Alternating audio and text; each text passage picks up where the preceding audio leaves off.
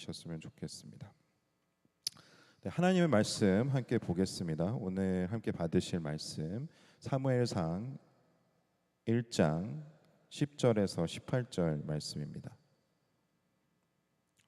사무엘상 1장 10절에서 18절까지의 말씀입니다. 저와 여러분이 함께 번갈아 가면서 교독하시고 마지막 18절 말씀은 함께 한 목소리로 읽도록 하겠습니다. 읽겠습니다. 한나가 마음이 괴로워서 여호와께 기도하고 통곡하며 서원하여 이르되 만군의 여호와여, 만일 주의 여종의 고통을 돌보시고 나를 기억하사 주의 여종을 잊지 아니하시고 주의 여종에게 아들을 주시면 내가 그의 평생에 그를 여호와께 드리고 삭도를 그의 머리에 대지 아니하겠나이다. 그가 여호와 앞에 오래 기도하는 동안 엘리가 그의 입을 주목한즉 한나가 속으로 말하매 입술만 움직이고 음성은 들리지 아니하므로 엘리는 그가 취한 줄로 생각한지라. 엘리가 그에게 이르되 네가 언제까지 취하여 있겠느냐, 포도주를 끊으라 하니 한나가 대답하여 이르되 내 주여, 그렇지 아니하나이다. 나는 마음이 슬픈 여자라 포도주나 독주를 마신 것이 아니요 여호와 앞에 내 심정을 통한 것뿐이오니 당신의 여종을 악한 여자로 여기지 마옵소서. 내가 지금까지 말한 것은 나의 원통함과 격분됨이 많기 때문이니이다 하는지라. 엘리가 대답하여 이르되 평안히 가라. 이스라엘의 하나님이 내가 기도하여 구한 것을 허락하시기를 원하노라 하니 함께 있습니다. 이르되 당신의 여종이 당신께 은혜 있기를 원하나이다 하고 가서 먹고 얼굴에 다시는 근심빛이 없더라. 아멘. 원래 항상 제 딸이 새벽기도 가자고 되게 조릅니다. 그래서 오늘도 올 거라고 저는 예상을 했는데 안 왔네요. 그래서 사실 제 딸 이야기를 한 가지만 하고 말씀을 시작을 하겠습니다. 제가 말씀을 준비하면서 한나의 기도에 대한 이제 말씀을 준비를 해야 되는데 어떤 말씀을 전해야 될까를 오랫동안 좀 고민을 했습니다. 그런데 말씀을 준비할 때 종종 하나님께서 그 말씀에 관한 삶을 살게 하시면서 또 전해야 될 하나님의 마음이 있음을 저한테 알려주실 때가 있어요. 이번 주에는 그런 일들이 꽤나 많이 일어났습니다. 그런데 그 중에 한 가지만 좀 나누어 드린다면 이번 주에 좀 특별한 일이 저와 이제 아라 사이에 있었는데 아라가 그 전에 없었던 방법으로 굉장히 서럽게 이렇게 운 적이 딱 두 번이 이번 주에 있었는데 첫 번째는 이제 아라가 킨더를 가게 되면서 친구들하고의 소셜을 이제 본인이 시작을 하면서 이제 스타트를 이제 시작을 한 거죠. 그런데 그 과정 속에서 좀 서로 서툰 그런 방법들 때문에 대화의 방법들이 서툴기 때문에 일어나는 관계적인 문제가 좀 있었던 것 같습니다. 그래서 이야기를 들어보니 친구가 막 이제 자기는 이제 싫은데 자기 머리를 막 만진다든지 이제 뭐 펀치를 한다고 표현을 하더라고요. 펀치를 한다든지 뭐 놀면서 밀친다든지 이런 일이 있었다 그러면서 너무 서럽게 우는 거예요. 그래서 그 이야기를 들으면서 저나 제 아내도 굉장히 속상함을 느꼈고 앞으로 아라가 학교를 다니면서 이런 일들이 종종 생길 텐데 우리가 부모로서 어떻게 아라를 위로해주고 또 편이 되어주고 또 이런 문제들이 다시 일어나지 않을 수 있도록 도울 수 있을까를 먼저 생각을 하게 되는 저의 모습을 좀 발견을 하게 됐습니다. 두 번째는 어제 있었던 일인데요. 친구들이랑 실컷 놀고 한글 학교를 가야 되는 시간 전에 잠이 들었습니다. 아라가. 네, 낮잠을 이제 잠깐 자고 일어나서 빨리 한글 학교를 가야 되는데 그래서 자고 있는 아이를 깨웠어요. 그런데 평소와는 다르게 너무 심하게 투정을 부리는 겁니다. 가기 힘들다고, 자기 너무 힘들다고 이야기를 해요. 그래서 막 우는 거예요. 그래서 잘 달래서 교회까지 데려왔습니다. 근데 교회에서도 들어가기 전부터 계속 울음을 그치지 않는 것을 발견을 하게 됐습니다. 평소하고 좀 많이 다른 모습이어서 저도 어쩔 수 없이 알아하고 30분 넘게 한글학교를 보내지 못하고 이 교회 뒤에 주차장에서 30분 넘게 시간을 보내게 된 것 같아요.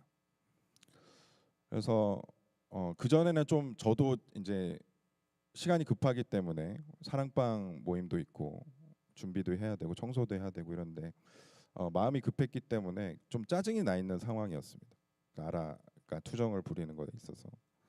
근데 그 짜증을 내기보다는 아라의 이야기를 한 번 더 좀 들어봐야겠다라는 생각이 들었어요. 그래서 아라 오늘 속상한 일이 있었냐고 제가 이제 질문을 던졌습니다.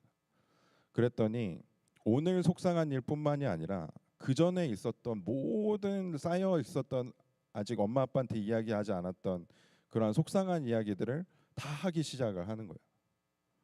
그러면서 또 막 웁니다. 그래서 이거는 내가 아라를 좀 줘야 되는 시간이구나. 다른 거 급한 것들 다 좀 내려놓고 아라하고의 시간을 보내야 되는 거였구나. 그렇게 좀 깨달은 시간이었습니다. 그렇게 좀 아라하고의 시간을 보내면서 어쩌면 하나님이 우리가 애통해할 때, 고통스러울 때, 딴 거 다 제쳐두고 우리 이야기를 좀 먼저 들으시고 또 우리의 감정의 그러한 아픔들을 하나님께서 수많은 방법들로 위로하길 원하신다라는 것을 좀 깨닫게 되는 하나님의 마음을 좀 깨닫게 되는 시간이 되었던 것 같습니다. 오늘 본문 말씀에서는 한나의 이야기가 나와요. 여러분들도 잘 아시겠지만 한나는 그렇게 뭐 특별한 사람은 아니었습니다. 그런데 특별히 성경에 기록된 중요한 인물 중에 하나이기도 합니다.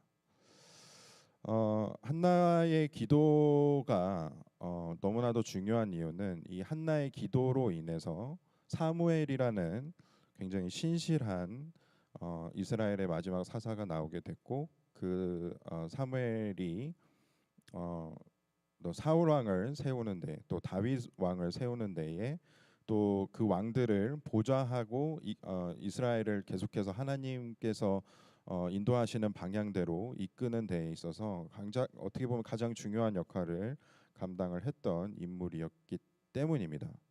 이 한나의 기도를 통해서 결국 그 사무엘이라는 귀한 사람이 세워지게 된 것이죠. 그런데 이 한나의 기도 자체만 놓고 보면 사실 굉장히 평범한 기도라는 느낌이 많이 듭니다. 항상 우리가 하는 기도 중에 하나인 것처럼 보여요. 그리고 한나의 이 기도의 원인을 좀 살펴보니까 결국 이 원인이 관계의 문제에서 비롯된 그러한 아픔, 고통, 괴로움이었다라는 것을 우리는 알 수 있죠. 남편이 이 한나가 이제 남편의 두 명의 아내 중에 한 사람이었고 다른 한 부인은 이제 자녀가 있었고 한나는 자녀가 없었기 때문에 괴로움을 많이 겪었습니다. 근데 남편의 사랑을 많이 받아요.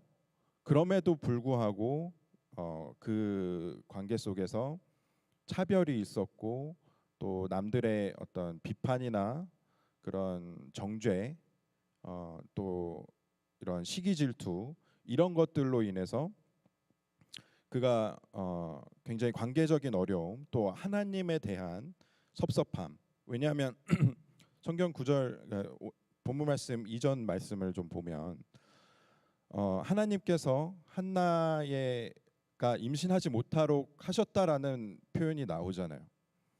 그런데 결국 그때 당시에 어떤 이 자매님들이 아이를 낳지 못하는 원인이 결국 하나님께서 그렇게 만드셨기 때문에, 그러니까 하나님께서 아이를 낳지 못하도록 막으셨기 때문이다라는 어떤 그 공통적인 아이디어가 있었던 것 같습니다.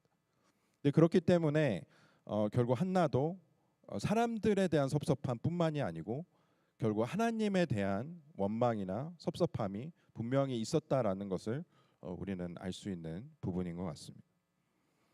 그렇게 해서 오늘 본문 말씀에서는 한나가 마음이 괴로워서 여호와께 기도하고 통곡했다라고 시작을 하고 있어요. 오늘 본문 말씀에서 나타나는 한나의 기도 속에는 제가 발견한 세 가지 특징이 있습니다. 첫 번째는 한나의 괴로움으로 인한 통곡으로 인해서 생겨난 기도인 것이죠. 그것이 주된 이 원인이었습니다. 그 두 번째는 한나의 서원이 있었어요. 서원이라는 것은 하나님한테 이제 약속하는 것을 의미하는데 한나가 그렇게 한나가 결국 이제 기도를 하면서 서원하는 것은 11절에 나오는 대로 만군의 여호와여 만일 주의 여종의 고통을 돌보시고 나를 기억하사 주의 여종을 잊지 아니하시고 주의 여종에게 아들을 주시면 내가 그의 평생에 그를 여호와께 드리고 삭도를 그의 머리에 대지 아니하겠나이다라고 고백을 하고 있습니다. 결국 하나님께서 내 원망과 원통함을 아시고 들으시고 나에게 아들을 허락해 주신다면 이 아이를 하나님께 드리고 하나님이 마음대로 사용하시도록 하나님께 드리고 또 그 나시린으로서 내가 키우겠습니다라고 이제 고백을 하게 된 것이죠. 그것이 한나의 서원이었습니다. 그리고 마지막으로는 그 서원이 있고 나서 하나님께서 한나를 위로하시는데 다른 사람을 통해서 제3자를 통해서 이 한나를 위로하시는 것을 우리가 발견을 하게 됩니다. 그러니까 엘리 제사장이 나오죠. 그 엘리 제사장이 이 한나의 기도하는 모습을 보면서 처음에는 오해를 합니다. 술 취한 것으로 오해를 하는데 한나가 엘리 제사장에게 이 괴로움에 대해서 이야기를 했을 때에 엘리가 축복하고 이제 하나님께서 들어주실 것을 믿고 가라라고 이야기를 하죠. 그리고 마지막 구절, 마지막 18절을 보면 마지막에 얼굴에 다시는 근심의 빛이 없더라라고 이 본문 말씀이 맞춰지고 있습니다.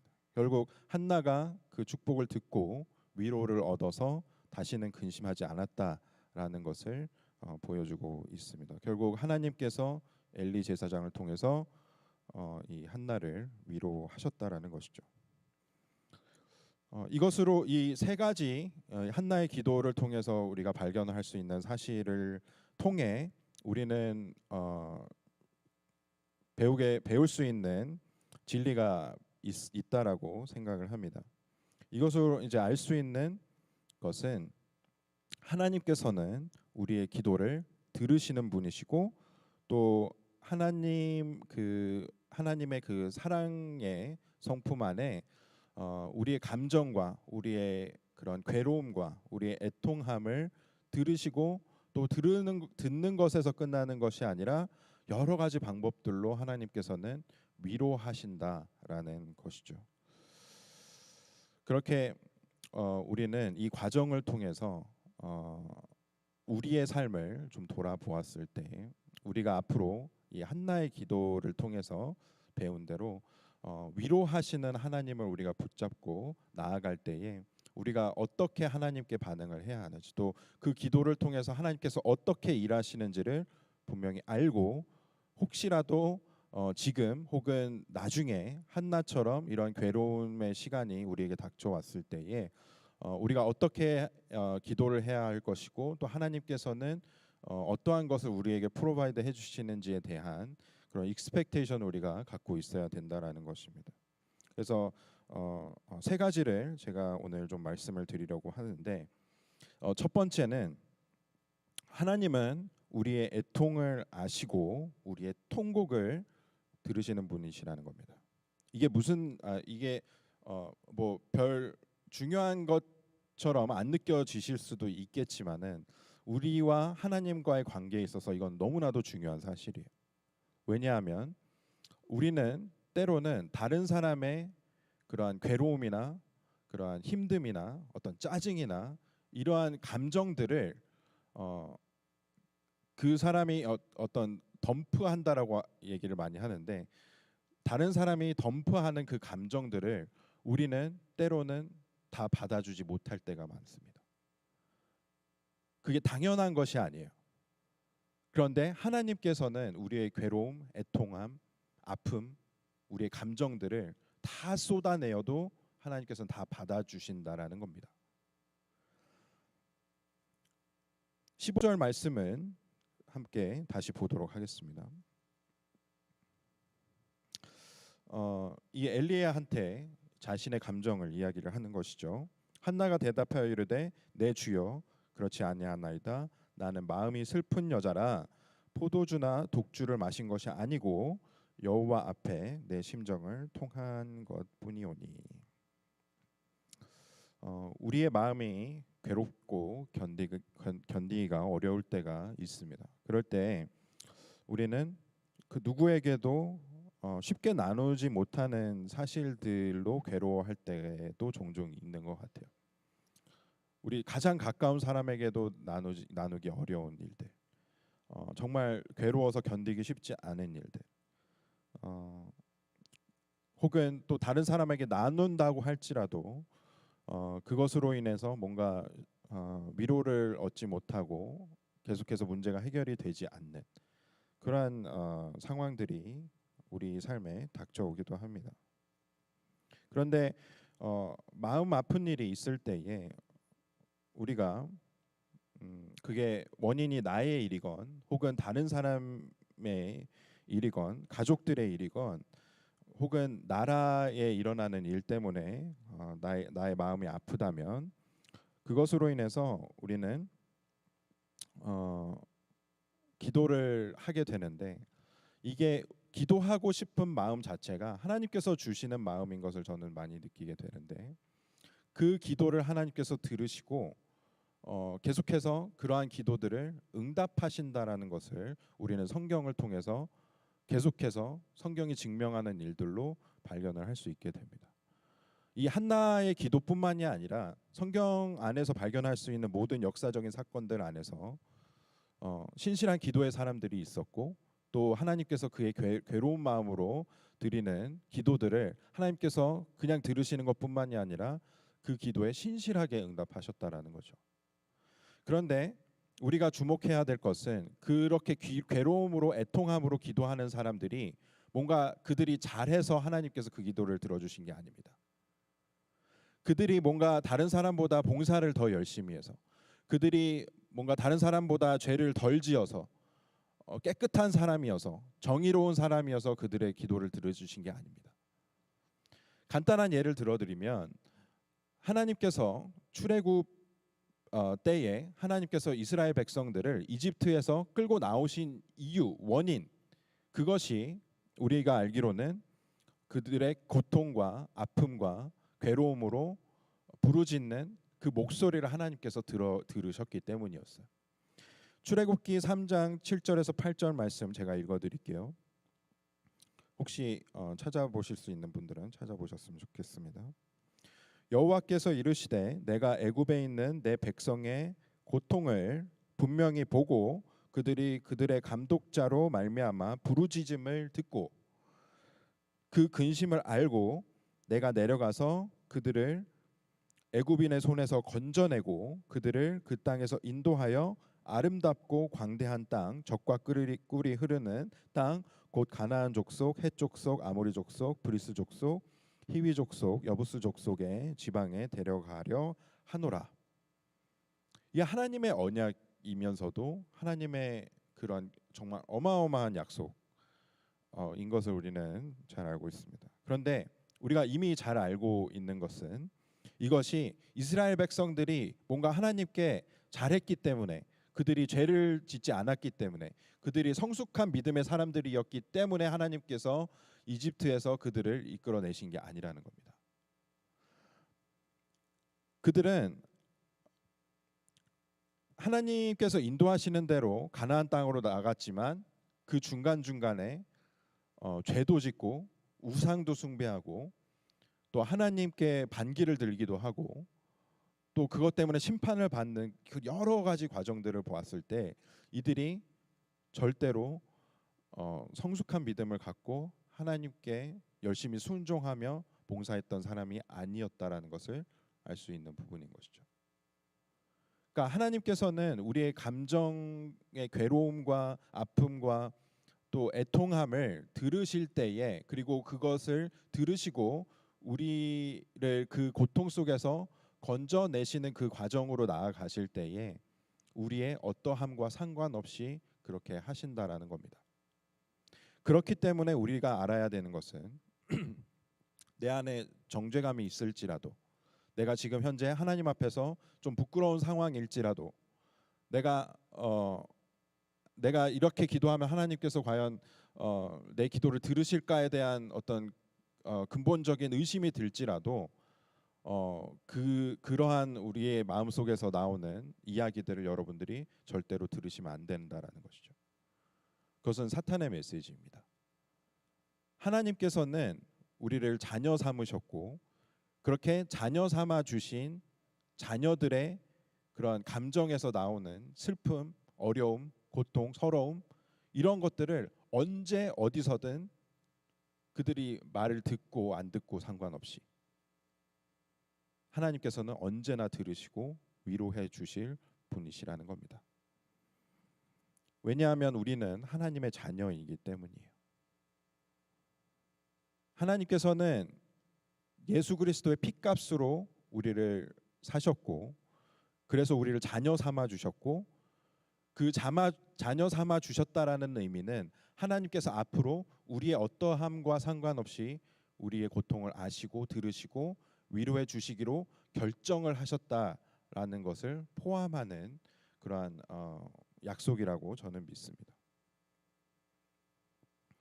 그리고 하나님께서는 두 번째로 우리의 기도를 들으시고 우리의 애통함을 들으시고 정말 다양한 방법들로 우리를 위로해 주신다라는 거예요. 하나님께서 직접 우리에게 말씀으로 위로하실 때도 있습니다.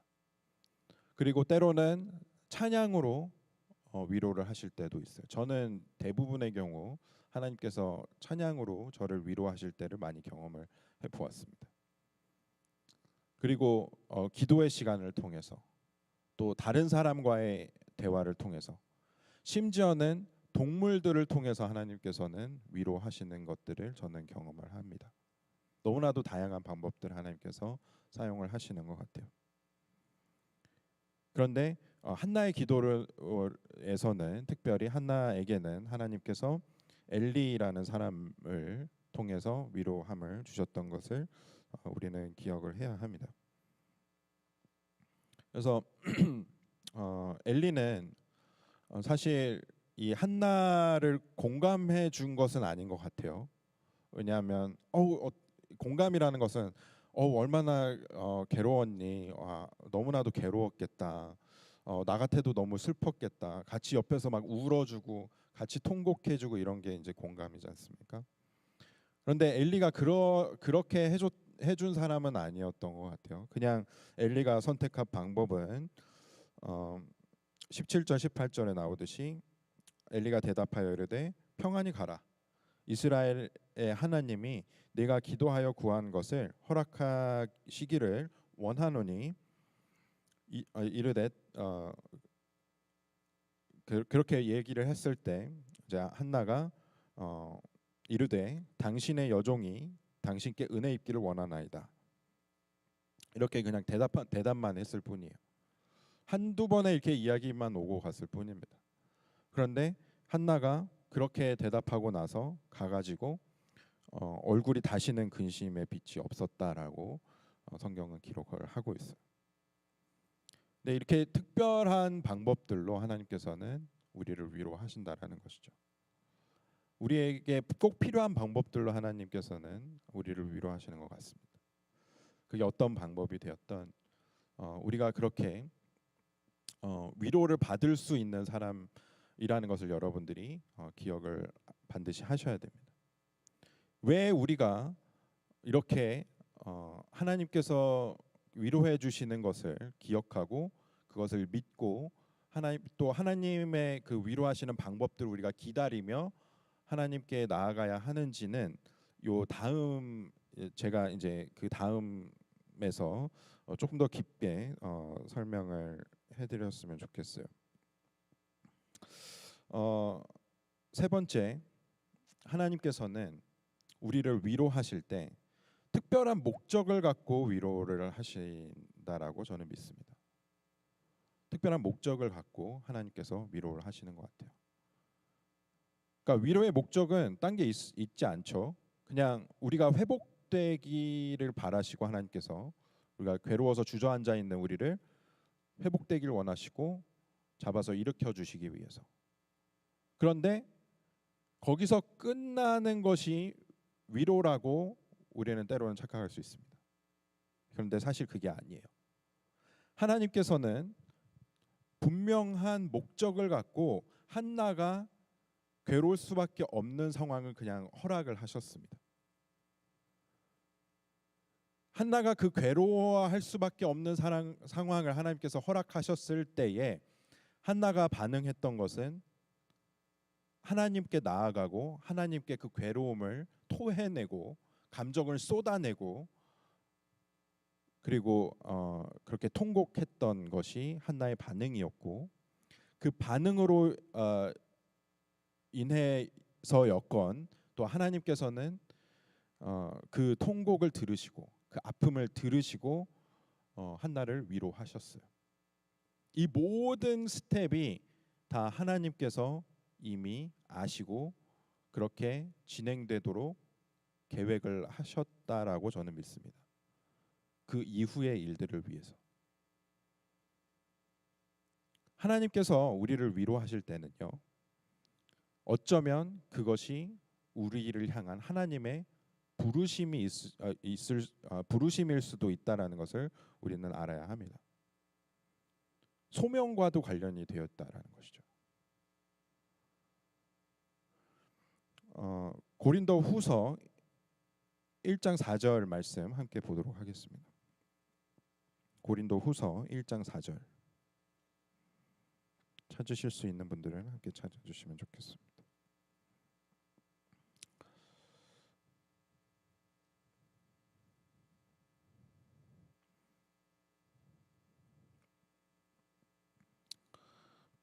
고린도후서 1장 4절 함께 읽겠습니다.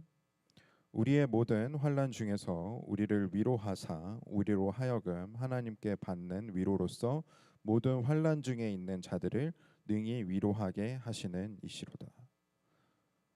결국 하나님께서 우리를 위로하시는 이유는 우리로 하여금 또한 위로자가 될 수 있도록 부르시기 때문이에요.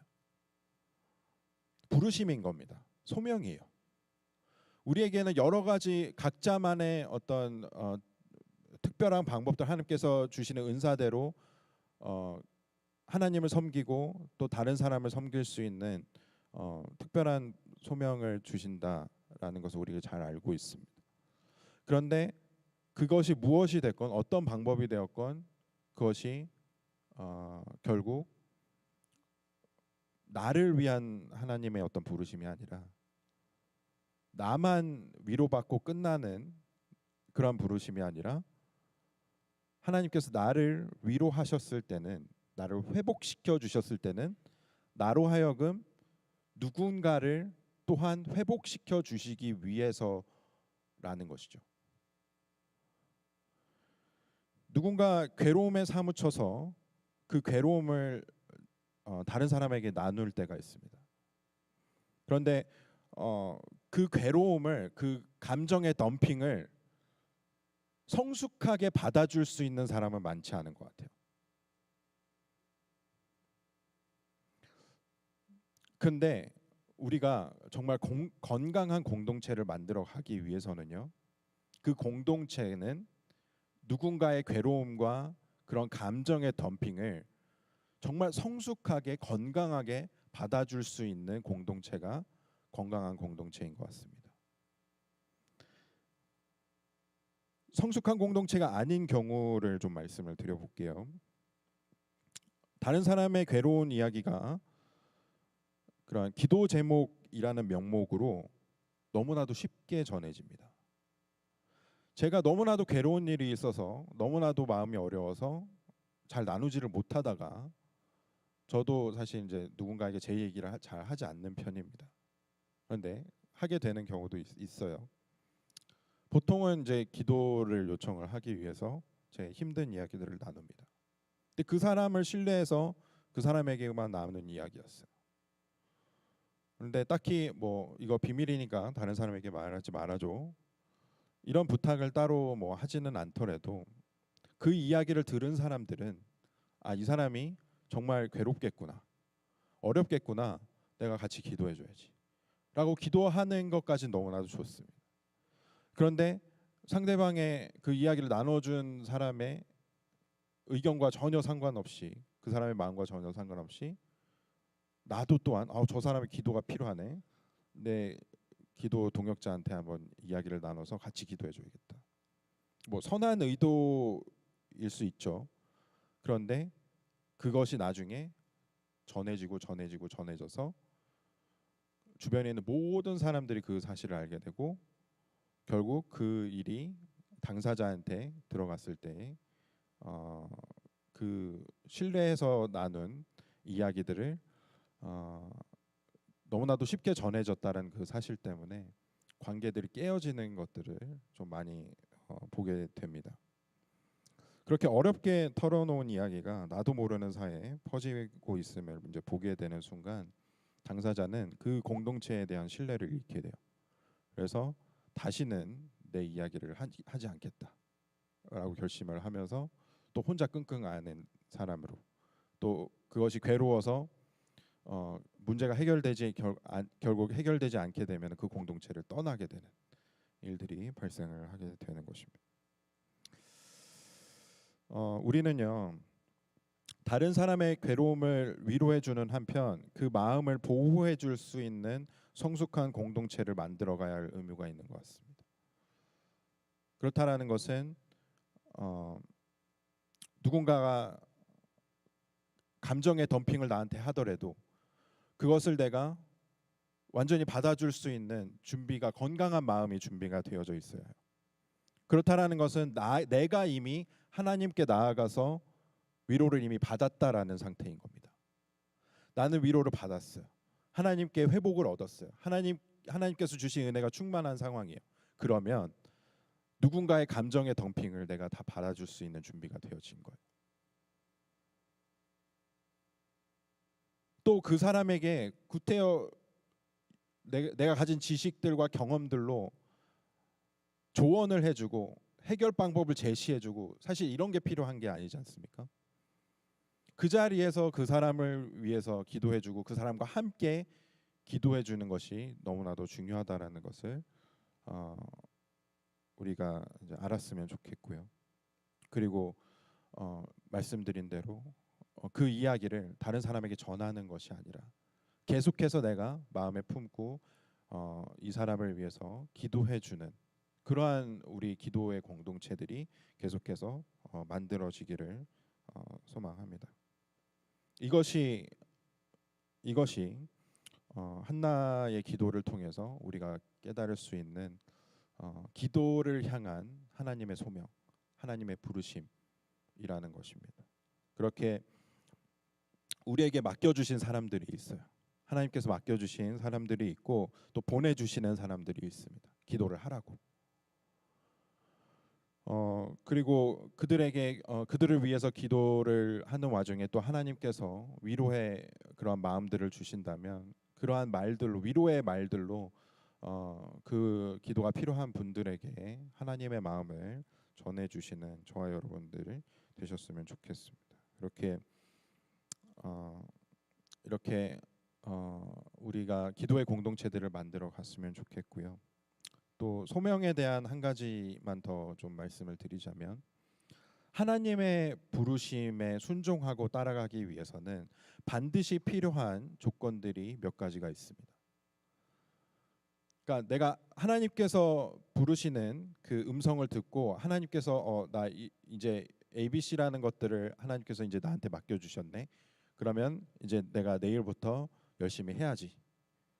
이렇게 간단한 문제가 아니에요. 이것을 어떻게 알 수 있냐면 하나님께서 예수님을 통해서 12제자, 12사도를 세우셨을 때 그 12제자들이 결국 예수님처럼 사역을 감당할 수 있게 되기까지 거쳤던 수많은 과정들을 여러분들이 생각을 해보시면 됩니다. 어떤 과정들이 필요했는지. 그 소명과 부르심에 우리가 순종하고 따라가기 위해서는요. 첫 번째, 우리의 지식이나 스킬들을 습득하는 과정이 훈련의 기간이 필요합니다. 그게 학교를 가서 뭐 프로그램을 통해서 디그리를 따는 것일 수도 있고, 그리고 제자 훈련의 기간을 통해서 우리가 조금 더 하나님의 말씀을 더 이해하고 습득하는 과정일 수도 있겠고요. 또 기도의 훈련의 시간을 통해서 매일매일 내가 시간과 장소를 정해서 기도를 하는 것을 습관화시켜서 그게 내 삶의 일부가 될 때까지 내가 그것을 해내는 것일 수도 있고요. 그러한 지식이나 스킬들을 습득하는 훈련의 기간이 반드시 필요합니다. 두 번째는 성령님의 권능이 필요해요. 하나님께서 주시는 능력이 필요합니다. 우리는 보통 그것을 성령의 열매나 성령의 은사라고 이야기를 해요. 12제자가 마가의 다락방에서 경험을 한 것, 성령님께서 그들에게 임하시고 그들이 권능을 받아서 이제 그들이 더 이상 이렇게 상황에 흔들리는 예수님을 막 배신하고 예수님을 떠나고 도망을 가고 이러한 삶의 모습이 아니라 정말 예수님의 모습으로 담대하게 심지어 고난을 당하면서까지 예수님이 하셨던 사역들을 감당할 수 있었던 것은 성령님께서 주신 능력이 있었기 때문이에요. 그것이 성품이 되었건 스킬이 되었건 은사가 되었건 그들이 성령님의 인도하심을 따라서 나아갔기 때문에 가능했던 것입니다. 결국 우리가 위로자로서의 부르심을 받았다라는 것은 우리의 힘으로 할 수 없는 것들을 하나님께서 지금 시키고 계시다라는 거예요. 그것을 여러분들이 인정하셨으면 좋겠습니다. 나는 누군가의 감정의 덤핑을 당할 아직 준비가 되어 있지 않았어. 그러면 우선적으로 되어져야 될 것들이 있다라는 거예요. 내가 먼저 회복이 되어야죠. 그리고 하나님께서 채워주시는 것들로 내가 가득 차야 합니다. 그리고 그 성령님께서 주시는 능력을 가지고 우리가 이제 기도하고 누군가를 위해서 중보하고 또 그들과 함께 시간을 보내주고 하나님의 마음을 전하고 이러한 과정들이 반드시 필요한 것이죠. 그렇게 저와 여러분들이 계속해서 하나님께 부르심에 순종해 나아가기를 소망합니다. 그래서 하나님께 먼저 위로받는 방법을 여러분들이 아시고 그리고 누군가를 그렇게 하나님의 방법대로 위로해 줄 수 있는 그리고 함께 기도해 줄 수 있는 그런 기도의 용사들로 세워지는 저와 여러분들이 되시기를 간절히 소망합니다.